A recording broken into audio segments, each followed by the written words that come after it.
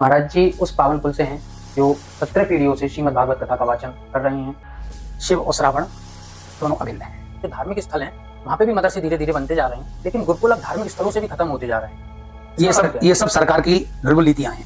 इतने लोगों को इतने लंबे समय तक मूर्ख नहीं बनाया जा सकता कि चोटी काट दी गई या फिर उनके ऊपर मूत्र विसर्जन गौमूत्र कर दिया गया। तो महाराज जी क्या ये सही है? शास्त्रों में अलग अलग कामनाओं के लिए अलग अलग प्रकार से अभिषेक का विधान है। पुरी के शंकराचार्य जी, उनका कहना है कि वर्ण व्यवस्था बनी रहनी चाहिए। धीरेन्द्र शास्त्री जी कहते हैं कि हम सब हिंदू भाई भाई। इसका ऐसा कौन सा बीच का रास्ता है जो हम सब उसको अपनाएं? विद्या में सफलता के लिए, शिक्षा में सफलता के लिए मैं अभी तक बड़े बुजुर्गों से सुना है कि सावन में बैगन नहीं खाना चाहिए, तो इसकी कोई शास्त्रीय परंपरा है? विदेशों में जहाँ भी खुदाई होती है शिवलिंग ही मिल रहे हैं। तो इस सावन में ऐसा क्या उपाय करें कि जो इलाज भी करवा रहे हैं लेकिन उन्हें पुत्र या पुत्री की प्राप्ति नहीं हो रही है, तो ऐसा क्या उपाय है कि वो सच्चे मन से करें तो उन्हें पुत्र या पुत्री की प्राप्ति हो? शास्त्रों में और जगह किया हुआ पाप तीर्थ पर जाने से नष्ट हो जाता है। यदि तीर्थ पर पाप कर दिया तो वज्रलेप हो जाएगा, बिना भोगे हुए निवृत्त नहीं।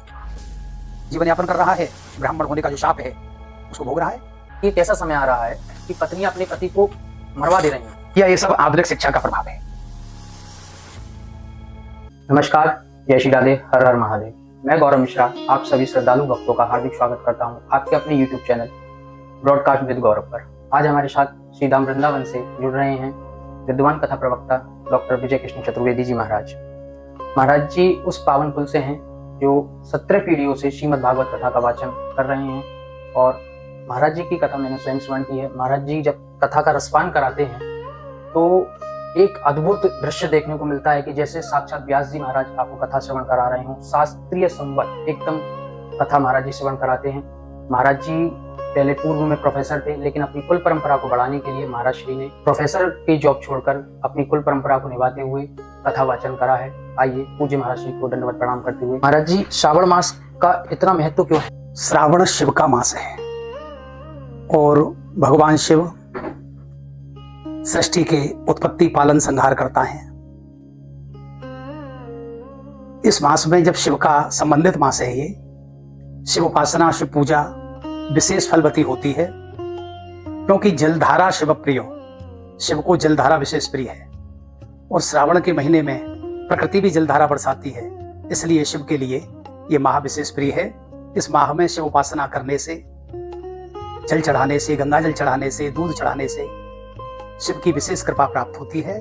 इसलिए शिव और श्रावण दोनों अभिन्न हैं। महाराज जी अब जैसे अभी हमने देखा है कि कावड़ यात्रा प्रारंभ हो जाती है, लोग हरिद्वार से, ऋषिकेश से कावड़ यात्रा लेकर के आते हैं, अपने इसमें जल लेकर के आते हैं। उसका आध्यात्मिक या शास्त्रीय महत्व क्या है? देखिए, उपासना के माने है अपनी शक्ति का विनियोग। हम अपने इष्ट के प्रति अपने शरीर के द्वारा अपनी शक्ति लगाएं, वह उपासना है। तो एक श्रम करके, मेहनत करके गंगाजल लेकर के आना, वो गंगाजल शिव को बताया ना भी जलधारा शिव प्रियो, उसमें भी गंगाजल को उसमें लेकर के आते हैं। शरीर का श्रम होता है, उपासना होती है, तप होता है। इससे श्रावण मास में और अधिक पुण्य की प्राप्ति होती है, शिव कृपा प्राप्त होती है। प्राचीन काल से चली आ रही है परंपरा और अद्यावधि बढ़ती हुई चली जा रही है। इनकी श्रद्धा और भक्ति, इन कावड़ियाओं की जो सेवा भाव है, श्रद्धा है, भक्ति है, उपासना है, इसको सादर नमन है। ये वंदनीय है और भगवत कृपा प्राप्त है। सबके बस का नहीं होता है कावड़ लेकर के आना और चढ़ाना। पैदल चल करके आते हैं, किस किस रूप में लाते हैं, बड़ी बड़ी कावड़ भगवान पर अर्पण करते हैं। इनको शिव का कृपा प्रसाद प्राप्त होता है। यदि कृपा नहीं मिलती होती तो लाखों करोड़ों लोग पागल नहीं है, मूर्ख नहीं है, जो कावड़ प्रतिवर्ष से लेकर के आते। इतने लोगों को इतने लंबे समय तक मूर्ख नहीं बनाया जा सकता, ये बात है। महाराज जी रुद्राभिषेक का क्या फल प्राप्त होता है श्रावण मास में? रुद्राभिषेक भगवान शिव का अभिषेक है, भी पता है, जलधारा शिव प्रियो।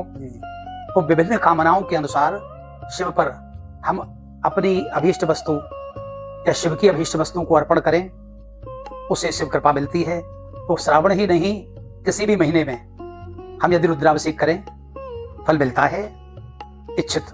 और यदि श्रावण में करें विशेष फल है। अब शास्त्रों में अलग अलग कामनाओं के लिए अलग अलग प्रकार से अभिषेक का विधान है। जैसे रोग निवृत्ति के लिए शहद से अभिषेक करते हैं, धन प्राप्ति के लिए पंचामृत से या दूध से, शत्रु विनाश के लिए सरसों के तेल से, धन संपत्ति प्राप्ति के लिए या व्यापार में वृद्धि के लिए इक्षुरसेनो उल्लेख मिलता है, गन्ने के रस से। इन वस्तुओं से अर्पण करने से, और वेद के मंत्र हैं क्योंकि वेद भगवान की वाणी है, शिव उससे प्रसन्न होते हैं। रुद्राष्टाध्यायी से, विभिन्न वस्तुओं से अभिषेक करने से, शिव की विभिन्न उपासना करने से जो भी हमारी कामनाएं हैं भगवान आस्तोष उमापति अभ्यर्थानी उन कामनाओं की पूर्ति करते हैं। महाराज जी, जैसे आप देख रहे हैं कि आप नया जो यूथ है, युवा है, वो धार्मिकता की ओर बढ़ता जा रहा है, तो इस सावन में वह क्या उपाय करें जिससे उन्हें विद्या में या जो वो परीक्षा की तैयारी कर रहे हैं उसमें उन्हें इससे लाभ प्राप्त हो? श्रीमद् भागवत के दूसरे स्कंद में विभिन्न कामनाओं के लिए विभिन्न उपासनाओं का वर्णन किया गया है। विद्या के लिए भागवत जी में कहा है, विद्या कामस्तु गिरिशम। विद्या में सफलता के लिए, शिक्षा में सफलता के लिए, विद्या प्राप्ति के लिए शिव उपासना ही सर्वश्रेष्ठ है। तो शिव उपासना में सबसे सरल सुगम है ओम नमः शिवाय, पंचाक्षर मंत्र। ये चलता फिरता पावर हाउस है, सभी की पहुंच में है, इसलिए इसका महत्व लोग नहीं जानते। मेरा कहना है, कहीं भी रोग हो उस स्थान पर हाथ फिराते हुए थोड़ी देर ओम नमः शिवाय का श्रद्धा से जाप किया जाए तो तुरंत ही लाभ की सद्य लाभ प्राप्त होता है। तो विद्या के लिए शास्त्रों में शिव उपासना कहा है। भगवती सरस्वती विद्या की देवी हैं, विद्या की प्रदाता नहीं है। विद्या के प्रदाता भगवान शिव हैं। तो जलधारा चढ़ाएं, ओम नमः शिवाय का जाप करें, और हनुमान जी भी शंकर सुवन केसरी नंदन उनकी उपासना करें। तो इस माह में थोड़े करने पर ही विशेष फल की प्राप्ति होती है। शिव उपासना जैसे भी हो, यहाँ तक कहा है हर हर बोलने पर ही हर हर हर महादेव से उपासना हो जाती है। सबसे सरल सुगम है ओम नमः शिवाय, क्योंकि रुद्री पाठ सभी के बस का नहीं है और प्रत्येक स्थान पर रुद्री शुद्ध पाठ करने वाले नहीं मिलेंगे। बड़े बड़े विद्वानों को मैंने देखा, उनसे भी गलतियां हो जाती हैं रुद्री पाठ में। ये वेद के मंत्र हैं, अशुद्ध हो जाने पर फल प्राप्ति संदिग्ध हो जाती है। ओम नमः शिवाय बहुत सरल है, इसका जाप करें, शिव जी पर नित्य प्रति जल चढ़ाएं, 5 धूपबत्ती जलाएं, तो विद्या की सफलता 100% अवश्य भागी है। महाराज जी, जैसे हमने अभी तक बड़े बुजुर्गों से सुना है कि सावन में बैगन नहीं खाना चाहिए, तो इसकी कोई शास्त्रीय परंपरा है? हाँ, शास्त्रीय परंपरा है और वैज्ञानिक महत्व भी है। चातुर्मास्य में बैगन का निषेध बताया है, देवशयनी एकादशी से लेकर के देवोत्थान एकादशी तक। वर्षा होती है, प्राचीन काल में तो आषाढ़ के प्रथम दिवस से ही वर्षा शुरू हो जाती थी। मेघदूत में भी कहा है, आषाढ़स्य प्रथम दिवसे मेघमाश्लिष्ठानुम। तो वर्षा हो जाने पर जैसे आम खराब हो जाता है, ऐसे ही बैगन में कीड़ों का उत्पात प्रारंभ हो जाता है। ये स्वास्थ्य के लिए हानिकारक होता है। हमारे ऋषि मुनि इस बात को जानते थे, उसको अध्यात्म का पुट देकर के उन्होंने कह दिया कि चातुर्मास में बैगन नहीं खाना चाहिए, पाप लगता है। ईमानदारी से इसमें बैक्टीरिया पैदा हो जाते हैं। इस बात को ऋषि मुनि जानते थे, धर्म के आधार पर इसको वर्णन कर दिया। लोग धर्म भीरू होते थे, समझते थे धर्म की बात को, उन्होंने तर्क वितर्क फिर नहीं किया। वो मान्यता है, यही शास्त्रीय मान्यता है। महाराज जी, मैंने आपसे एक बार कथा में प्रसंग श्रवण करा था कि ब्रह्मा जी और विष्णु जी में किसी बात को लेकर कुछ मनमुटाव या कुछ हो गया था, तो भगवान ने शिवलिंग रूप धारण किया था, बहुत विशाल रूप। उसकी कथा प्रसंग क्या है, मैं एक बार चाहता हूँ आप भक्तों को श्रवण करा। देखिए, अनंत कथाएं हैं, अनंत शास्त्र हैं। प्रामाणिक जो मिलता है, ये शिव उपासना तो प्राचीन काल से है, सृष्टि के प्रारंभ से है, सृष्टि से पहले भी थी, हमेशा रहेगी। विश्व के देशों में विदेशों में जहां भी खुदाई होती है, शिवलिंग ही मिल रहे हैं। शिव उपासना सबसे प्राचीन है। अब लिंग उपासना, लिंग के माने पेनिस या लिंग से तात्पर्य नहीं है। लिंग माने है पहचान, लिंग माने है संकेत, उसका चिन्ह। अब जैसे उदाहरण के लिए पुल्लिंग, हिंदी अर्थ में सोचेंगे पुरुष का लिंग, स्त्रीलिंग, स्त्री में तो लिंग होता नहीं है। यहाँ तात्पर्य है नपुंसक लिंग, नपुंसक के लिंग होता नहीं, वो बनी स्त्री पुरुष नपुंसक, ये क्या है, इनके चिन्ह, उसका नाम लिंग है। वो लिंग उपासना से तात्पर्य पेनिस या शिश्न या लिंग से नहीं है, शिव का एक प्रतीक चिन्ह मात्र है। ऐसा उल्लेख हमने पढ़ा था शास्त्रों में, जिस समय सती ने देह त्याग किया, विष्णु भगवान ने उनके अंगों को गिराया। वो देह त्याग के बाद में शिव दिगंबर होकर के तांडव नृत्य करने लगे और क्रोध में आकर के अपने लिंग को काट करके फेंक दिया। उस समय हाहाकार मच गया। शिव का अंग जब भूमि पे गिरेगा तो प्रलय तो होनी है। प्रलय होने लगी, देवता सब भगवान आस्तुत उमापति के चरण में गए।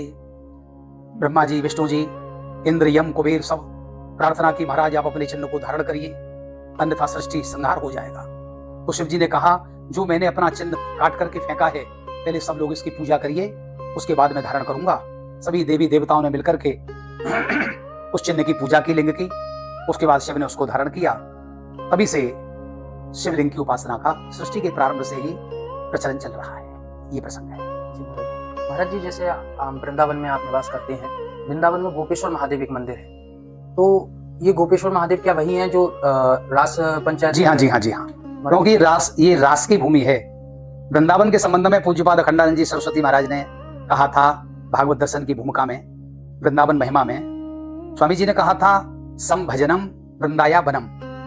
वृंदावन का अर्थ है वृंदा का वन, तुलसी का वन, और वन का अर्थ पूज्यपाद श्री अखंडानंद जी सरस्वती जी महाराज ने कहा था सम भजनम वनम, भजन के योग्य स्थान, जहां भजन करने से 100 गुना, 1000 गुना, लाख गुना फल प्राप्त होता है, वो ये वृंदावन है। ये रस की भूमि है। यहाँ तंत्र मंत्र जादू टोना इसका स्थान ही नहीं है, क्योंकि निकुंज कुंज, निकुंज निवृत्त निकुंज उनका स्थान है। तो यहाँ पर ये कहा गया है जितनी भी आत्माएं हैं ये सब भगवान की सखी हैं, और पुरुष कोई है ही नहीं, पुरुष तो एक ही है, निकुंज में विराजमान, निवृत्त निकुंज में, कुंज में विराजमान परात्पर श्री कृष्ण, वे ही एकमात्र पुरुष हैं। मीराबाई भी आई थी यहाँ वृंदावन में, जब गोस्वामी जी के पास गई, उन्होंने कह दिया कि मैं किसी स्त्री से नहीं मिलता हूँ। तो मीरा जी ने कहा मुझे तो ऐसा मालूम था वृंदावन में एक ही पुरुष है, यहाँ दूसरा भी कोई पुरुष है। स्वामी जी की आंख खुल गई, आकर के प्रणाम किया और मीराबाई से मिले। तो यहाँ सखी भाव है, सहचरी भाव है। शिव जी आना चाहते थे रास में, तो उनको उस रूप में स्थान नहीं मिला, प्रवेश नहीं मिला। सहचरी रूप में, सखी रूप में जब यहाँ पधारे, गोपेश्वर रूप में, गोपी रूप में, उनको रास में स्थान प्राप्त हुआ, और वही स्वरूप आज गोपेश्वर के महाराज के रूप में वृंदावन में विराजमान है। तो महाराज जी, जैसे गोपेश्वर महादेव जी हैं, तो क्या इन्हें जो देवी जी को श्रृंगार चढ़ाया जाता है, क्या वही श्रृंगार अर्पण किया जाता है, या फिर जो जैसे शिवलिंग की पूजा की जाती है उस तरीके से पूजा? जब गोपी रूप में श्रृंगार होता है तब तो देवी का श्रृंगार ही उनको भेंट करना चाहिए, और श्रृंगार से विरक्त हैं वो। प्रातःकाल जिस बेला में, उसमें आग, धतूरा और जल जैसे शिव की पूजा होती है उस रूप में होती है, वो अर्पण करना चाहिए। महाराज जी, एक बार मैं राधा वल्लभ जी मंदिर दर्शन करने गया था, तो वहां पे मैंने सुना था महादेव के ठाकुर, तो इसकी कथा क्या है? उनको महादेव का ठाकुर क्यों कहा जाता है? अरे सबसे बड़े वैष्णव भैया दो ही हैं, भगवान शिव और गोवर्धन। हरिदास बड़े गिरिराज जी के लिए कहा जाता है, ठाकुर जी के चरण पड़े सलाहों पे सलाएं पिघल गई, और शिव जी राम और श्री कृष्ण को अपने हृदय में धारण करते हैं, निरंतर उनका ध्यान करते हैं, इसलिए शिव के ठाकुर उनको कहा जाता है। महाराज जी, इस सावन में जो काल सर्प दोष की समस्या बहुत सुनने को मिलती है कि काल सर्प दोष है, काल सर्प दोष है, राहु केतु के बीच में ग्रह आ गए हैं, तो लोग इससे बहुत पीड़ित हैं। इस सावन में वे क्या उपाय करें कि इससे उन्हें निवारण? देखिए भैया गौरव जी, मैं जरा अलग हट करके बताऊंगा आपको। पहली बात, प्राचीन ग्रंथों में कहीं काल सर्प का उल्लेख नहीं है जी जी, और ये दक्षिण का विषय है। और मैंने शास्त्रों में ये भी पढ़ा था, नर्मदा के उत्तर में जो रहने वाले हैं उनके ऊपर काल सर्प का प्रभाव नहीं होता है। नर्मदा के दक्षिण में जो है, नर्मदा यहाँ भरूच में है, गुजरात में, यहाँ से गुजरात है, महाराष्ट्र है, दक्षिण भारत है। अब लेकिन यहाँ मान्यताएं हैं, तो गड़बड़ झाला ये हो गया। नियम ये है, राहु से केतु के बीच में सारे ग्रह हों तब काल सर्प होगा। एक भी ग्रह यदि बाहर है तो काल सर्प नहीं होगा। अब यहाँ तो 2-2, 3-3 ग्रह बाहर देखे हैं, तो लोग भाग आकर के कह देते हैं साहब काल सर्प बताया है। तो ये सब जो है काल सर्प के नाम पर, ये शांति बहुत कठिन है, दुर्लभ है, शास्त्रों में वर्णन है। अब यो है काल सर्प के नाम पर, काली देह पर, कि यहाँ पर गरुड़ गोविंद पर, या नासिक चले जाओ या त्र्यंबकेश्वर चले जाओ, वहां क्या करा रहे हैं, कैसे कर रहे हैं, क्या शास्त्रोक्त है कि नहीं, ये विवाद का विषय है।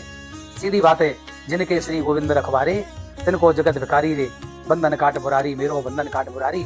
यहाँ तो ब्रज की परंपरा है, यहाँ राहु केतु की नहीं वक्रता, सोम शनिचर हो तुझेरो, जानकी नाथ सहाय करें तब कौन बिगाड़ न करे नर तेरो। या तो ठाकुर जी हैं प्रिया प्रीतम जुगल सरकार, इनसे बड़े राहु केतु नहीं है जो ब्रज में आकर के लोगों को परेशान करें। कितने पर भी जिनके मन में ऐसा है, तो सीधी बात है, शिव महिम्न स्तोत्र है, रुद्राष्टाध्यायी है, महारुद्र है, महारुद्र करने से काल सर्प की निवृत्ति। वो मैंने तो ये देखा है, अनुभव में किया है, राहु मंत्र का जाप जैसे वैदिक है वो कर लें, या एकाक्षरी बीज मंत्र ओम रांग राहवे नमो 72,000 जाप कर लें, राहु का प्रभाव खत्म हो जाता है। बाकी सब ग्रहों का अपना अपना प्रभाव है, तो इससे सुगम और सरल मुझे स्वयं करें ओम रांग राहवे नमो 72,000 जाप, तो काल सर्प की मृत्यु हो जाती है। महाराज जी, इस समय एक समस्या देखने को बहुत ज़्यादा मिलती है कि एक तो विवाह देरी से हो रहे हैं, डॉक्टरों को मैं जाता हूँ, जैसे हर जगह देखता हूँ, संतान प्राप्ति के लिए आजकल बहुत ज़्यादा दिक्कत हो रही है। तो ये सुना है कि भगवान शिव सब दे सकते हैं, तो इस सावन में ऐसा क्या उपाय करें कि जो इलाज भी करवा रहे हैं लेकिन उन्हें पुत्र या पुत्री की प्राप्ति नहीं हो रही है, तो ऐसा क्या उपाय है कि वो सच्चे मन से करें तो उन्हें पुत्र या पुत्री की प्राप्ति? देखो, आपने बहुत महत्वपूर्ण प्रश्न किया है। ये ऋषि मुनियों ने इसके संबंध में जो भी उपचार हैं गुप्त रखे हैं। दुकान चलाने वाले अपनी अपनी दुकानें चला रहे हैं। पूज्यपाठ उड़िया बाबा जी महाराज के ही परिवार के थे स्वामी शास्त्रानंद जी सरस्वती, 60 वर्ष गंगा तट पर भगवानपुर में रहे। मैंने दर्शन किए थे। स्वामी जी कहते थे एक ही उपाय सबसे बड़ा है, सरल सुगम। श्रावण में सोमवार के दिन सुबह नहा धो करके पति पत्नी शिव मंदिर में जाएं और खिला हुआ फूल जो चढ़ा हुआ हो शिव पर, शिवलिंग पर, स्वस्थ फूल हो और पुरुष फूल हो, मेल, उस फूल को सीधे हाथ से उठा लाएं, ला करके अपने शयन कक्ष में पवित्रता पूर्वक विराजमान करें। जितने फूल ले आए लोग बाग उतनी संतान हो गई। वाह! तो श्रावण में सरल है, संतान गोपाल का जाप करें और ठाकुर जी से प्रार्थना करें, प्रिया प्रीतम युगल सरकार से सच्चे मन से की हुई प्रार्थना ये कभी खाली नहीं जाती है। तो शिव निर्माल्य, शिव जी पर चढ़ा हुआ फूल ले आएं, बेडरूम में रखें, मांस मदिरा का, प्याज लहसुन का सेवन न करें, ओम नमः शिवाय का जाप करें या गोपाल मंत्र का जाप करें, निश्चित रूप से उनकी गोद रहेगी। महाराज जी, आप थोड़ा सावन के विषय से अलग हट करके मैं कुछ पूछना चाहता हूँ कि अभी इटावा में एक हो गया मामला जिसमें यादव कथावाचक थे, उनकी चोटी काट दी गई या फिर उनके ऊपर मूत्र विसर्जन गौमूत्र कर दिया गया। तो महाराज जी, क्या ये सही है? यदि वो कथावाचक थे, यादव थे तो हिंदू, तो क्या उनकी चोटी काटना ठीक था या फिर उनका यह करना ठीक था कि उन्होंने अपनी जाति छुपाई? देखो गौरव, आपने बड़ा अच्छी बात कही है। बड़ा विवाद हुआ था इस विषय पर। पहली बात तो जो उस ब्राह्मण की स्त्री के मूत्र के छिड़कने की बात आई थी, न तो FIR में उसका उल्लेख है और पुलिस के सामने बयान में भी उस मुकुटमणि यादव ने नहीं कहा, वो खंडन किया, स्त्री मूत्र उसके ऊपर छिड़का गया। रही बात चोटी काटने की या बेइज्जत करने की, ये सरासर गलत हुआ है, ये नहीं होना चाहिए था। कानून है, यदि उन्होंने अपनी जाति छुपा करके झूठा आधार बना करके आधार कार्ड और जाति छुपाई तो कानून के अनुसार उनको दंड मिलना था 420 419 के अंतर्गत। तो लोगों को कानून अपने हाथ में नहीं लेना था। दूसरी बात, कथा कहने का अधिकार सबको है, प्रवचन करने का अधिकार सबको है, लेकिन अनुष्ठान रूप में वर्ण बदवा करके एक अनुष्ठान रूप में भागवत कहने का अधिकार केवल ब्राह्मण वालों को है। गद्दी पर बैठ करके वर्ण बदवा करके अनुष्ठान रूप में केवल ब्राह्मण को अधिकार है। लिखा है, स्पष्ट दिया है भागवत के 6वें महात्मा के 6वें अध्याय में, विरक्तो वैष्णवो विप्रो, ओ विरक्त हो, वैष्णव हो और ब्राह्मण हो। हाँ, प्रवचन भागवत के ऊपर क्या किसी भी ग्रंथ पर कोई भी आदमी कर सकता है, उपदेश दे सकता है, कथा कह सकता है। यहाँ अनुष्ठान के रूप में निषेध है। वो यदि प्रवचन कर रहे थे तो कोई बुराई नहीं है, वो कर सकते हैं। हाँ, यदि अनुष्ठान कर रहे तो अनधिकार चेष्टा है। महाराज जी, उनको तो जो ब्राह्मण परिवार था वो सोच करके तो यही लाया था कि ये ब्राह्मण है, तो शायद ये अनुष्ठानिक तौर पे ही हुआ हो। हाँ, मैंने एक बता दिया ना, विवाद का विषय है। यदि अनुष्ठान के रूप में कर रहे हैं तो गलत है, और प्रवचन या कथा या एक उत्सव के रूप में कर रहे तो कोई भी कर सकता है, कोई बुराई नहीं। मैंने बहुत सारे वैश्यों को देखा है प्रवचन करते हुए, और राम सुखदास जी महाराज, भाई जी हिमानंद प्रसाद पोद्दार जी प्रवचन करते थे। लोग, बड़े बड़े संत महात्मा ब्राह्मण भी उनके प्रवचनों को सुनते थे, कोई बुराई नहीं। यदि उन्होंने जाति छुपा करके या झूठ बोल करके एक छल पूर्वक अनुष्ठान किया है वहां भागवत का तो गलत था। प्रवचन कर किया है या मनोरंजन किया है तो कोई बुराई नहीं है। और दूसरी बात गलत ये हो रही है, गलती उस ब्राह्मण की थी, किसी ब्राह्मण ने उस ब्राह्मण का समाज में पक्ष नहीं लिया। सभी ब्राह्मणों ने कहा कि उनको कानून अपने हाथ में नहीं लेना था। मुकुटमणि यादव के साथ बहुत बुरा हुआ, लेकिन एक जातिवाद का नाटक खड़ा करके जगह जगह टिकुलिया वगैरह में, गांव में लिख दिया गया। आज भी मैंने पढ़ा था, कोई भी यादव ब्राह्मणों को नहीं बुलाएगा, मत बुलाओ, जबरदस्ती तो है नहीं। और ब्राह्मण को बुलाते हैं तब ब्राह्मण जाता है, ये उनका अपना आउटलुक है। इस प्रकार ये राजनीतिकरण हो गया है इस कांड का, और ये गलत है। जी महाराज जी, अभी शंकराचार्य जी हैं, पुरी के शंकराचार्य जी, उनका कहना है कि वर्ण व्यवस्था बनी रहनी चाहिए। धीरेन्द्र शास्त्री जी कहते हैं कि हम सब हिंदू भाई भाई। इसका ऐसा कौन सा बीच का रास्ता है जो हम सब उसको अपनाएं, या हम ऐसा क्या करें कि हम धीरेन्द्र शास्त्री जी का भी बात को समझ पाएं और पूरी शंकराचार्य जी जो अद्भुत विद्वान हैं उनकी भी बात का हम मान रख सकें। देखिए, शास्त्र कहते हैं चातुर्वर्ण, भगवान ने कहा है चातुर्वर्ण मया सृष्टम गुण कर्म विभागसो। मैंने 4 वर्ण बनाए गुण कर्मों के विभाजन के आधार पर। 4 वर्ण हैं, ये तो बने रहेंगे, इनको तो कोई मिटा ही नहीं सकता है। दूसरी बात, जातिवाद बुरा है, जाति बुरी नहीं है। जाति के माने होता है पहचान। अरे कुत्तों में भी जाति होती है, अल्सेशियन है, गदेसी है, ये लेब्राडोर है, और ये फ्रांस का है, कि जातियां उनमें भी होती हैं। गायों में जाति होती है, भैंस में जाति होती है, मुर्रा है, गदेसी है, शेरों में जाति होती है, बिल्लियों में। तो जाति माने होता है पहचान, और कर्म के आधार पर पहचान होती है, और कर्म ही आधार है वर्ण का। तो न जाति बुरी है, न वर्ण बुरा है, और न ये जो बागेश्वर धाम वाले हैं धीरेन्द्र शास्त्री ये बुरे हैं।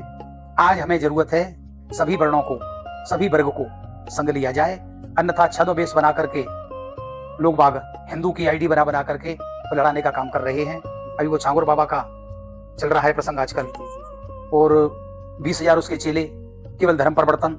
एक 18 बच्चों का बाप वो कहता है कि मोहम्मदन, हम तुम्हारी संपत्तियों पर कब्जा करेंगे, ये करेंगे, वो करेंगे। ये सब बेहतरकारी स्थितियां बनती चली जाएंगी, और विभाजन कहाँ है? कहीं नहीं। भागवत में जहां वर्णाश्रम धर्म का वर्णन है, शूद्र जिसे कहते हैं, शूद्र बुरा नहीं है। शूद्र वर्ण के बारे में कहा है यज्ञ करने का भी अधिकार है, और वो नाम मंत्रों से करेगा। तो कौन कराएगा? ब्राह्मण ही कराएगा। तो ब्राह्मण के लिए स्पष्ट निर्देश है, शूद्र के घर भी जाएं और वहां यज्ञ भी कराएं, पूजा पाठ भी कराएं, गले भी लगाएं, और कोई उनको ऐसा ना लगे हमको हीन समझा जा रहा है। आज इस बात की जरूरत है। और मैं समझता हूं सबसे बड़े श्रद्धा के पात्र हरिजन समाज है स्वीपर। मैं तो जब देखता हूं सीवर लाइन में, मेन लाइन में, मेन हॉल में उतरे हुए, जो हमारी गंदगी हम छू भी नहीं सकते, अपनी गंदगी से नफरत करते हैं, हमारी गंदगी वो लोग साफ करते हैं, हम उनको क्या दे सकते हैं? एक अच्छा व्यवहार, सद्व्यवहार, सम्मान उनको दें। ये हमारी सबसे बड़ी सेवा होगी। तो सभी वर्णों को, सभी वर्गों को, सभी जातियों को संग लेकर के चलें, सबको सम्मान दें, और जो बुलाए, ब्राह्मणों का भी कर्तव्य है, उसकी एक आचार संहिता है कि क्षत्रिय के किस प्रकार, वैश्य के किस प्रकार, शूद्र के किस प्रकार, उस प्रकार अपनी आचार संहिता के अनुसार पालन करें। नफरत, घृणा ये उचित नहीं, इसी से पतन होगा। महाराज जी, पूरी शंकराचार्य जी ने जो वर्ण व्यवस्था कहा है, क्या हम उसका ये मतलब समझ सकते हैं कि आप अपने कुल के हिसाब से ही विवाह करें, या? अरे ये तो भाई जीन सेपरेशन है ना। अपने यहाँ तो सृष्टि के प्रारंभ से गोत्र के अनुसार, और एक गोत्र में, एक जीन में ये सेपरेशन नहीं होगा तो वहाँ बड़ी बड़ी बीमारियां जेनेटिक हो जाती हैं। आज विदेशों में इस पर शोध हो चुका है। ये तो हमारी वैज्ञानिक बात है। अपने गोत्र में और जीन सेपरेशन को रखते हुए आगे सुरक्षित जीवन रहे, हम स्वस्थ रहें और आगे बढ़ें, बुद्धि ठीक रहे। वो ठीक है उनका कहना। अब तो पूरा विश्व भी इस विषय पर वैज्ञानिक एक मत है, जीन सेपरेशन करते ये गोत्र परंपरा को बचा करके तो विवाह करना है। क्योंकि एक ऋषि जिसकी संतान है हम, वो सब एक जीन है उनके अंदर। अब वो सब मिलने पर विभिन्न प्रकार की बीमारियां शरीर में हो जाएंगी, और जिनका कोई अभी तक इलाज नहीं। उससे बचाने के लिए है, और सबसे बड़े आदर का विषय ये है, हमारे ऋषि मुनियों को ये पता था, हजारों साल पूर्व उन्होंने ये परंपरा ये रखी। हम केवल अति आदर्शवादी या पढ़े लिखे होने के नाते ढकोर संघ या ढकोसला कह करके उनको इग्नोर नहीं कर सकते, क्योंकि सब वैज्ञानिक है। महाराज जी, अभी वृंदावन में देखने को मिल रहा है कि नए नए उम्र के लड़के लड़की हमारी उम्र के आते हैं, हाथ पकड़ के घूम रहे हैं, छोटे छोटे कपड़े पहन रहे हैं, फोटो खिंचवा रहे हैं, बस घूमने के उससे आ रहे हैं, और ना तो उनके अंदर श्रद्धा है ना भक्ति है। लेकिन कहते हैं कि अग्नि में हाथ चाहे डाल अनजाने में डालो, चाहे वैसे अनजाने में चला जाए, हाथ जलेगा। तो उन्हें क्या यहाँ वृंदावन आने का, बिहार जी दर्शन करने का लाभ प्राप्त होगा, या फिर इस तरीके से घूमने से और पर्यटन स्थल बनाने को उसको पाप लगेगा? देखो, ये कहा है शास्त्रों में, और जगह किया हुआ पाप तीर्थ पर जाने से नष्ट हो जाता है। यदि तीर्थ पर पाप कर दिया तो वज्रलेप हो जाएगा, बिना भोगे हुए निवृत्त नहीं। सबसे पहली बात यह है यहां आकर के अपराध न हो जाए। जो यहाँ त्याज्य है मांस मदिरा अभक्ष भोजन अपेय पान वो न हो। यहाँ की पवित्रता का ध्यान रखें, यहाँ की आचार संहिता का, यहाँ के संतों की बनाई जो परंपराएं हैं जो रहनी है उसके विरुद्ध न चलें। इन पर कोई ना कोई कृपा तो है तभी तो वृंदावन आ रही है पहली बात। अब यहाँ आकर के यदि आचरण पवित्र होगा, बिहारी जी में श्रद्धा होगी विभिन्न मंदिरों में, तो इनको अनंत गुणित फल मिलेगा श्रेष्ठ शुभ। और यहाँ आकर के अपराध करेंगे और एक वासना की भूमि बांध करके और एंटरटेनमेंट के लिए आ रहे हैं, तो भाई इनका आना ना आना बराबर है। अपराध यदि यहाँ करेंगे तो वज्रलेप होगा, इनको भोगना पड़ेगा निश्चित रूप से, क्योंकि ये घूमने फिरने की पर्यटन की भूमि नहीं है, ये प्रिया प्रीतम की नित्य विहार की भूमि है। यहाँ आकर के बस राधा राधा इसका जाप करें, कीर्तन करें और बस गलियों में घूमे पैदल पैदल आनंद लें। इसके लिए है, न कि यहाँ छोले और टिक्की खा करके लस्सी पी करके गंदगी की जाए और हाथ में हाथ डाल करके गलत कपड़े पहन करके घूमा जाए। ये सब अपराध है, इससे बचना चाहिए। महाराज जी अभी देखा जा रहा है कि धीरे धीरे मदरसे तो बढ़ते जा रहे हैं, हम लमसम देख रहे हैं जो धार्मिक स्थल हैं वहाँ पे भी मदरसे धीरे धीरे बनते जा रहे हैं, लेकिन गुरुकुल अब धार्मिक स्थलों से भी खत्म होते जा रहे हैं। ये सब सरकार की ढुलबुल नीतियां हैं। आजादी के बाद से ही धार्मिक शिक्षा पर जो 5 लगातार शिक्षा मंत्री ममडन रहे और लोग ज्यादा पढ़े लिखे थे और अपने धर्म का उनको प्रचार करना था, हमारी संस्कृति को मिटाना था। उसी समय पर कानून बना दिए गए, धार्मिक शिक्षा हिंदू नहीं देंगे। और गुरुकुल जो है जो प्राइवेट चल रहे थे उनके कारण आज भी पांडित्य वृत्ति बची हुई है, सरकार का कोई सहयोग नहीं है। और मदरसे और मिशनरीज इनके लिए सरकारी एड भी है, सरकारी सहायता भी है। और ये भी देख लो कितने मदरसे अवैध चल रहे थे, अभी योगी जी ने बंद कराए, केंद्र सरकार ने भी बंद कराए, वो एड ले रहे थे। तो ये सब जो है सरकार की ढुलबुल नीतियां हैं। सरकार चाहें तो एक अध्यादेश लेकर के आए और भारतीय जो हमारी संस्कृति है उसको बढ़ाने में योगदान करें। और दूसरा, गुरुकुलों का भविष्य क्या है? एक आज मैं देख रहा हूं अच्छे विद्वानों के बच्चे इस कार्य में नहीं आ रहे। क्यों आएंगे वो? एक बैंड वाला 2 घंटे बजा करके 50,000 से 1 लाख ले जाता है, नौछावर आ गई लाख रुपए वो ले गया। बैंड वाले के अलावा लाइट वाले, डेकोरेशन वाले, कैटर्स ये सब ले जाते हैं। एक विद्वान पंडित जिसने 8 वर्ष की उम्र से मेहनत की और वहां यदि वो कुछ दक्षिणा भी रखवाता है संकल्प में यथाशक्ति, तो उसको व्यंग वाक्य और डकैत, डाकू, चोर, क्या क्या शब्द नहीं सुनने को मिलते। 2, 5, 10 हजार उसने ले भी आ भी गए उसके पास पूरे विवाह में। कितने विवाह करा लेगा एक सीजन में? जैसे 1 लाख 1.25 लाख कमा लेगा, उसको पूरा सीजन निकालना है, 2 सीजन होते हैं। तो वो क्यों आएंगे उसके बच्चे? अपमान, तिरस्कार और आय का निश्चित साधन नहीं। फिर उसके बावजूद आज ये यादव समाज जो अपने आप को कह रहा है बहिष्कार कर रहा है, निम्न वर्ग में एक चल रही है चाल ब्राह्मणों का विरोध। तो ब्राह्मण बच्चे पढ़ लिख करके योग्यता है उनमें और सोचते हैं बढ़िया जॉब करेंगे, काम करेंगे, व्यापार करेंगे, इस क्षेत्र में क्यों आएंगे? तो जो रहस्य गुरुकुल हैं वो भी खत्म हो जाएंगे। आज के 10 साल बाद श्रेष्ठ विद्वान देखने को नहीं मिलेंगे। आज वही लोग आ रहे हैं पांडित्य वृत्ति में, नई पीढ़ी जिनके पास और कोई साधन नहीं है या कोई विकल्प नहीं है। जी महाराज जी, ये देखने को बहुत ज्यादा मिल रहा है कि जो विद्वान है उनके पुत्र इस गुरुकुल की तरफ या आचार्य या फिर शास्त्री नहीं करना चाहते, वो प्राइवेट सेक्टर में जा रहे हैं। इसका यही कारण हम मान सकते हैं? यही कारण है और कुछ नहीं, क्योंकि ब्राह्मण के लिए पांडित्य वृत्ति में सम्मान की कमी, साधन की कमी। ये कहा जाता है, शास्त्रों में कहा है, जिस नगर में, जिस गांव में ब्राह्मण पांडित्य वृत्ति करने वाला दुखी होता है या अभावग्रस्त रहता है, वो गांव या नगर या वो देश नष्ट हो जाता है। तो यहाँ साधन आप देख रहे हैं क्या स्थिति है। सबसे ज्यादा गरीबी, गडकरी जी ने कहा था, पूरा डाटा दिया था। दिल्ली में तो सुलभ शौचालयों में सफाई कर्मी का काम कर रहे हैं ब्राह्मण। मुसलमान से भी ज्यादा प्रति व्यक्ति आय कम है, मुसलमान से भी ज्यादा कम है। और क्या गरीबी है, भुखमरी है, साधन है नहीं, रिजर्वेशन है नहीं, क्या करे ब्राह्मण? हाँ, मस्तिष्क है, ब्रेन है, योग्यता है, जिस पे साधन है वो बेचारा थोड़ा आगे बढ़ जाता है। नहीं है, अपने गांव में रह करके फूटी टूटी झोपड़ी में जीवन यापन कर रहा है। ब्राह्मण होने का जो शाप है उसको भोग रहा है। हाँ, और उसी प्रकार से महाराज जी आपने अपनी परंपरा को निभाते हुए प्रोफेसर की नौकरी को त्याग दिया और फिर आप, मैंने भी वीडियो के प्रारंभ में बताया था, आप भी कथा वाचन करने लगे। 17 पीढ़ियों से आपके यहाँ पे ये परंपरा चलती हुई आई, लेकिन आगे आने को देखने को मिल रहा है कि आपके यहाँ भी ये परंपरा समाप्त हो जाएगी। हाँ, मेरा एक पुत्र है ईशान कृष्ण चतुर्वेदी। हमारे यहाँ ये है नियम, बहुत बड़ा परिवार है, भागवत कोई कहे या ना कहे, जी जी। भागवत मूल ग्रंथ पढ़ना पड़ेगा। अच्छा। मूल ग्रंथ जी जी। ये जैसे आप देखा होगा, एकमात्र मैं हूं और भी होंगे कोई जी जी जी। जो मूल संस्कृत ग्रंथ छोड़ का टीका को लेकर के जी जी। 7 दिन में पूरी भागवत कहते हैं। अन्यथा भागवत तो बधी रखी रहती है और अपने इधर उधर से बातें करके भागवत कर देते हैं। तो मूल ग्रंथ की, हमारे दादाजी तो 17-18 टीकाएं उनको तैयार थी, तो मूल ग्रंथ की पांडित्य है। और जनेऊ होने के बाद, यज्ञोपवीत के बाद भागवत जी का पाठ सबको करना होता है। अब जो इस क्षेत्र में आ गए वो आएंगे, नहीं आए तो भागवत तो उनको सीखनी है, पढ़नी है, दैनिक पाठ करना है। भागवत का मूल पाठ ही भागवत की उपासना है। मेरे दादाजी कहते थे, पूज्यपाद पंडित श्री जनार्दन जी महाराज, केवल मूल पाठ करते रहो, भागवत का अर्थ करना अपने आप आ जाएगा। तो मुझे तो 8 वर्ष की उम्र में जनेऊ हुआ, उसके बाद भागवत जी दे दी गई, स्वयं पाठ कराते थे। और घर का बड़ा बेटा था, मैं 2 भाई हैं हम, विनय कृष्ण छोटा है, वो इस क्षेत्र में नहीं आया। और दादाजी की इच्छा थी भाई कम से कम तेरे तक तो परंपरा बनी रहे, तो मैंने बेटे को पढ़ाया भागवत जी। अब उसने देखा और मेरे से एक दिन कहा दुखी होकर के, पिताजी आपका जीवन तो गुजर गया और बचा हुआ गुजर जाएगा आराम से, लेकिन अब समय बहुत खराब आ गया है। आज स्थिति यह है जो कुछ नहीं कर सकते, नई पीढ़ी के लोग वे सब 6-6 महीने में भागवत वाचक बन रहे हैं। मैंने दादाजी से पूछा था, 99 साल की उम्र में भागवत पढ़ रहे थे, बुढ़िया आश्रम अध्यक्ष थे वहां आश्रम के। मैंने क्या पढ़ रहे हो? बोले भागवत।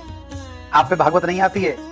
तो बोले भागवत किस पे आती है, भागवत तो व्यासो वेत्य शुको वेत्य, व्यास जी जानते हैं, सुखदेव जी जानते हैं, सूतो वेत्य नवारवा, सूत जी पता नहीं जानते हैं कि नहीं, श्रीधरो शकलम वेत्ति, श्री नरसिंह प्रसादतो, श्रीधर स्वामी थोड़ा सा जानते हैं नरसिंह जी की कृपा से। वो भागवत तो व्यास जी जानते हैं, सुखदेव जी जानते हैं, और किसी पे नहीं जानते। उनका कहना ये था। तो बेटा जब नहीं आया इस क्षेत्र में, मुझे भी दिख रहा था भविष्य अच्छे लोगों के लिए उत्तम नहीं है, शुभ नहीं है। मैंने भी उसको फिर फोर्स नहीं किया, दबाव नहीं बनाया। हाँ, भागवत पढ़ा है, बहुत तैयारी है, चाहे तो वो भागवत कर सकता है, बहुत अच्छी कह लेगा, लेकिन उसने अपनी लाइन बदल दी, इसीलिए क्योंकि आज स्थिति अच्छी नहीं, भविष्य उज्ज्वल नहीं। महाराज जी, आप एक कुल परंपरा से, इतनी महान कुल परंपरा से आते हैं, तो उसके एक जो हमारे घर का माहौल होता है वो किस प्रकार का होता है जब हम इस कुल परंपरा से आते हैं? नजार जातस्य ललाट श्रृंगो राज्ञ प्रसूतस्य न पद्मपाणि, यदा यदा मुंचत यस्य वाणी, तदा तदा तस्य कुल प्रमाण। शास्त्र कहते हैं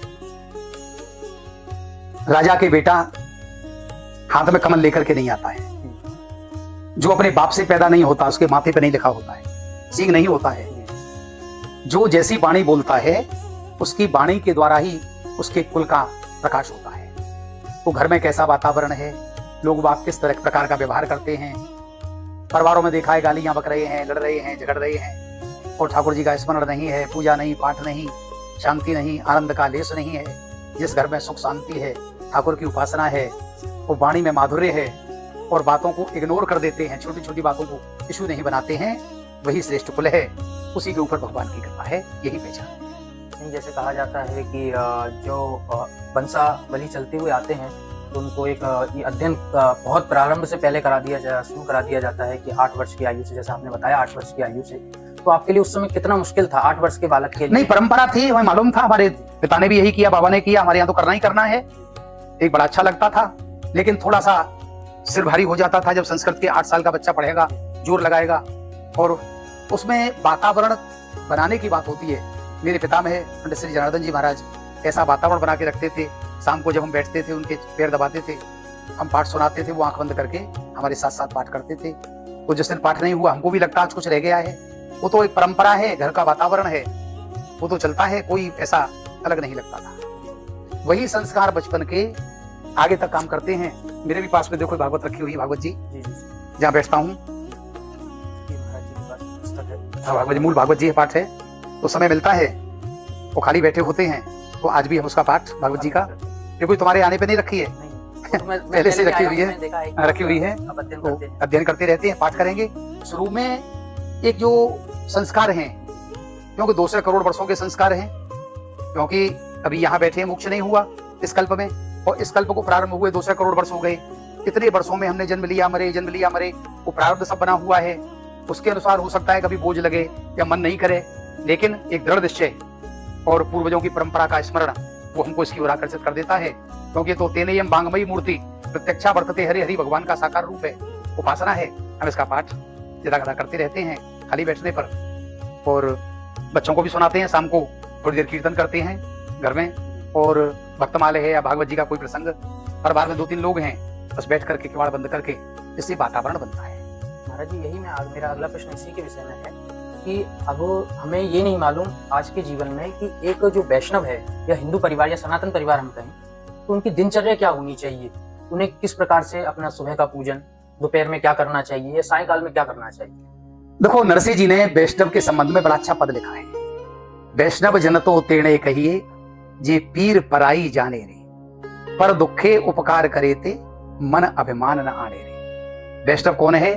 जो पराई पीर को, दूसरे के कष्ट को पहचान करके और उसकी निवृत्ति के लिए प्रयास करे, दूसरे को दुखी देख करके उपकार करे, और उपकार करने के बाद में अहंकार ना आ जाए। देखिए, भक्त कौन है, वैष्णव कौन है? वैष्णव कौन है? सबसे वैष्णव ये है, देखिए, जो विष्णु के उपासक है, रामकृष्ण श्री कृष्ण, उनको ही अपना सर्वस्व मान करके उनकी उपासना एक निष्ठ होकर के करते हैं। मामेकम शरणम ब्रजो, गीता में जो कहा है, मेरी एक शरण भगवान की, अपने इष्ट ही गति है, वही मति है, वही रति है, अन्य आश्रय नहीं होता है। केवल बस अपने इष्ट में सबका दर्शन करते हैं। जो अपने राम में, श्री कृष्ण में, विष्णु में करते हैं, वो वैष्णव है। वैष्णवी परंपरा के अनुसार तिलक धारण करते हैं, कंठी धारण करते हैं गले में, और वैष्णवी परंपराओं के अनुसार ही जीवन यापन करते हैं, और वो वैष्णव है। वैष्णव के लिए कहा है भक्ति होना आवश्यक है। भक्ति क्या है? भक्ति है भज सेवायाम धातु से कर्तृवाच्य 3 प्रत्यय करके भक्ति शब्द बना है, यानी सेवा की भावना का नाम ही भक्ति है। मंदिर जाना, पूजा करना, पाठ करना भक्ति का अंग अवश्य है, लेकिन ये सब भक्ति नहीं है। भक्ति है सेवा, और सेवा कौन करेगा? सबते सेवक धर्म कठोरा, सबसे कठिन है सेवा। भागवत जी में सेवक के लिए कहा है, अनलस हो, आलस न हो, निरहंकारी, अहंकार न हो, विवेकी हो, और जिसके प्रति भक्ति है उसके प्रति पूर्ण विश्वास, पूर्ण समर्पण। अब ये 3 चीज, अहंकार न हो, विवेक हो और आलस न हो, और इष्ट के प्रति पूर्ण समर्पण हो, बस वही वैष्णव है। और वैष्णवी परंपरा के अनुसार एकादशी व्रत, शिखा सूत्र धारण करे, और जो वैदिक परंपराएं हैं अपनी वैष्णवों की, उनका पालन करे, वही वैष्णव सच्चा वैष्णव है। और सबको समान भाव से देखे, सबके प्रति करुणा रखे, सबके प्रति सद्भाव रखे, और दुखी को देख करके उसके दुख दूर करने का प्रयास करे। संभव हो तो, नहीं हो तो कम से कम उसके प्रति एक सहानुभूति रखे, वो वैष्णव है। महाराज, जैसे आपने बताया कि आपके घर में सायंकाल में संकीर्तन होता है या नाम जप होता है, तो क्या वैष्णव परिवार या जो सनातन परिवार है उन्हें ये प्रतिदिन करना चाहिए? हाँ, क्योंकि नाम संकीर्तनम यस्यो सर्व पाप प्रणाशनम प्रणामो दुख शमनस्तम नमामि हरिम परम, भागवत जी का अंतिम श्लोक है। नाम संकीर्तनम यस्यो, जिनके नाम कीर्तन करने से सर्व पाप प्रणाशनम, पाप तो भाई होगा ही होगा, कोई बच नहीं सकता है। गोस्वामी जी ने कहा है, पाप पयोनिधि जलमद बीना, जैसे मछली बिना पानी के नहीं रह सकती, कलयुग में कलयुगी जीव बिना पाप किए हुए जीवित ही नहीं रहेगा। जान के नहीं करेगा, अनजाने में होगा, स्वभाव से होगा। तो नाम कीर्तन करने से जो भी पाप बन जाते हैं जाने अनजाने, सायंकाल कीर्तन करते हैं, नाम कीर्तन थोड़ी बहुत देर, उससे सारे पाप नष्ट हो जाते हैं। और वैष्णव के लिए संध्या बंदन आज बड़ा दुख का विषय है। संध्या, गायत्री, शिखा सूत्र, और मुझे तो बड़ा दुख होता है जो भागवत कह रहे हैं, पांडित्य कर्म कर रहे हैं, महारुद्र करा रहे हैं, रुद्री करा रहे हैं, वो पंडित लोग धोती की कांच नहीं लगाते हैं। जी जी जी। केवल एक कटिवस्त्र जैसा लगा करके, मुसलमानों जैसा, और बैठ जाते हैं गद्दियों पर, घूमते हैं। कटिवस्त्र संतों को लगाने का अधिकार है, क्योंकि उसके अंदर वो कोपिन पहनते हैं, कोपिन कांच का काम करती है, ऊपर उन्होंने लपेट लिया। अब ये अंदर जांगिया नेकर पहन करके ऊपर से लपेट लिया, ये वैष्णवी परंपरा नहीं है, न शैव परंपरा है, ये कोई परंपरा नहीं, मुस्लिम परंपरा है। तो अपना वैष्णव अनुरूप पहनावा हो, आचरण हो, शिखा सूत्र हो, और बड़े बड़े में देखे स्कॉन वालों को देखो, डॉक्टर हैं, इंजीनियर हैं, मोटी शिखा है उनके, तिलक है माथे पर, 16 माला नित्य प्रति जाप करते हैं, सच्चे वैष्णव है। और बाकी वैष्णव कोई बनता हो, आचरण नहीं है तो कोई वैष्णव नहीं है। महाराज जी, भक्ति हमारे हृदय में कैसे प्राप्त होगी? सर्वप्रथम जैसे अब हम हैं, एक नॉर्मल परिवार है जो भक्ति भाव से बहुत दूर हो चुका है, वो क्या ऐसा करे कि उसके हृदय में भक्ति उत्पन्न हो जाए? वो सबसे प्रथम चरण क्या होना चाहिए उसका? नाम कीर्तन जी। मन लगे या न लगे, हरि नाम का कीर्तन करो, पहले मन नहीं लगेगा, फिर भी करो, फिर मन लगने लग जाएगा तो फिर कुछ शेष नहीं रहेगा। उड़िया बाबा जी महाराज से पूछा था, महाराज जी भजन में कीर्तन में मन नहीं लगता है। बड़ा अच्छा उदाहरण दिया।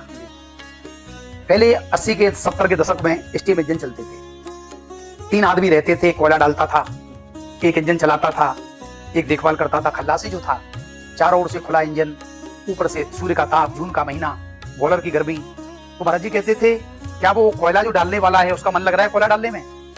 नहीं, वो तो एक बोझा मान करके जल्दी ड्यूटी पूरी हो, अपने घर जाऊं मैं, कर रहा है। भले ही मन नहीं लग रहा, लेकिन उसकी तनख्वाह उसको पूरी मिलेगी, क्रिया हो रही है। इसी प्रकार यदि हम भजन करेंगे, कीर्तन करेंगे, नाम जप करेंगे, मन लगे या ना लगे, जितना मन लग करके इतना फल मिलेगा, उतना ही बिना मन लगे कल होगा।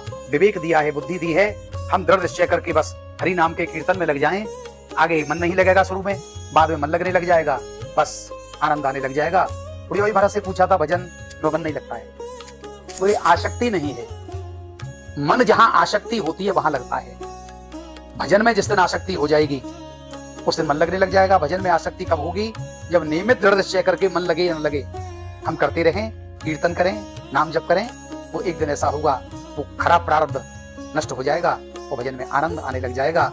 भजन किए बिना रहा नहीं जाएगा, बस भक्ति की वृद्धि होती हुई चली जाएगी। और दूसरी बात यह भैया गौरव, प्रहलाद जी ने कहा था, मतिर्न कृष्णे परतो सुतोवा मिथो विपद्येत गर्भप्रतानाम अरांत गोविर विस्तम विसरणा पुनः पुनश्चर्वित चर्वणानाम।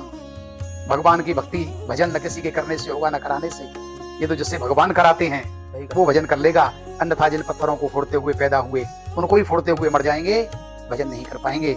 बस प्रभु से प्रार्थना करो, गोविंद मेरी है प्रार्थना है, भूलूं न मैं नाम कभी तुम्हारा, निष्काम होकर दिन रात में गाऊं, गोविंद दामोदर माधवेति। प्रभु आप भजन कराइए हमसे, सच्ची मन से प्रार्थना करें, भजन होने लग जाएगा, भक्ति हो जाएगी, जीवन आनंद में हो जाएगा। महाराज जी, मेरा एक प्रश्न सांसारिक है।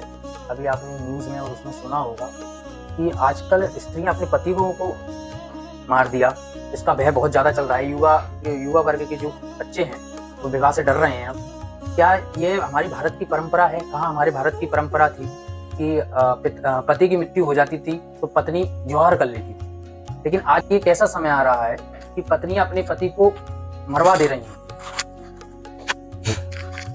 भैया ये सब आधुनिक शिक्षा का प्रभाव है, और जो प्रचार चल रहा है वो किसी की गुलाम नहीं है। ये स्त्री मुक्ति आंदोलन बहुत समय हो गया तब से चल रहा है। ये स्त्री किसी की गुलाम नहीं, किसी से कम नहीं है। भारत में स्त्री को पति के अनुरूप करके रखने की जो परंपरा इसीलिए रखी गई क्योंकि स्त्री का स्ट्रक्चर जो है, बॉडी स्ट्रक्चर या शारीरिक क्षमताएं उतनी नहीं है जो यहाँ समाज के भेड़ियों से स्वयं अपनी सुरक्षा कर सके। वो कहा भाई पातिव्रत धर्म का पालन करो, पति तुम्हारा रक्षा करेगा, भाई के कलाई पे राखी बांध दी, भाई रक्षा करेगा, पिता रक्षा करेगा। वो उसकी मर्यादा की रक्षा के लिए ये अपने यहाँ का वातावरण सांस्कृतिक ये बनाया गया। अब यहाँ जब इस नारी मुक्ति आंदोलन ये चला और शिक्षा का प्रभाव, लड़कियों को आजाद छोड़ दिया गया, कब आ रही हैं, कब जा रही हैं, क्या पहन रही हैं, कोई कुछ कहने वाला नहीं है। अनुशासन नाम की चीज नहीं है। अनुशासन तब होगा जब माता पिता सही हो, उनको स्वयं गलत है वो अनुशासन कर नहीं सकते हैं।